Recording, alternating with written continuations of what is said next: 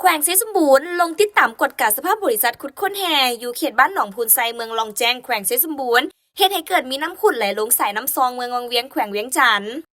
วันที่6ค่ะวันที่7มิถุนายน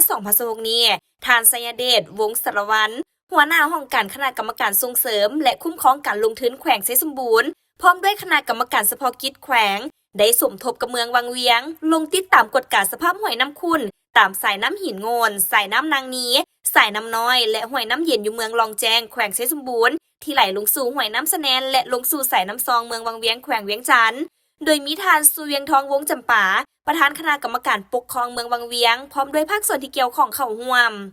ผ่านการติดตามกฎการตัวจริงเห็นว่ามี4จุดที่มีการขุดค้นแห่ของบริษัทเป็นต้นบริษัทลิสำรวจขุดค้นแห่ท่าจำกัดบริษัทมณีเพชรก่อสร้างขวดทางจำกัดผู้เดียวบริษัทดาวเจริญและบริษัท First Pacific เห็นว่าบรรดาบริษัทดังกล่าวได้มีการขุดค้นปรุงแต่งแฮเล็กมีการบุกเบิกทะลุเส้นทางเข้าหาเขตโครงการอยู่บ้านหนองพูนไซเมืองลองแจงและเมืองวังเวียงนอกนี้ยังมีการสร้างตั้งโรงงานคบแห่บดแห่และผลิตแห่ซึ่งระยะปัจจุบันเป็นช่วงระยะฤดูฝนจึงเฮ็ดให้มีการเซาะเจือนดินเปื่อยและตะกอนไหลลงสู่ห้วยน้ำในเขตดังกล่าวจึงเฮ็ดให้น้ำขุ่นแล้วไหลลงสู่สายน้ำซอง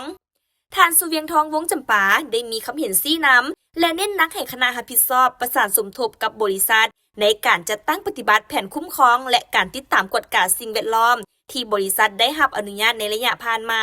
เป็นต้นบรรดามาตรการป้องกันแก้ไขเพื่อลดผ่อนผลกระทบต่อสิ่งแวดล้อมและการพัฒนาเศรษฐกิจสังคมโดยไว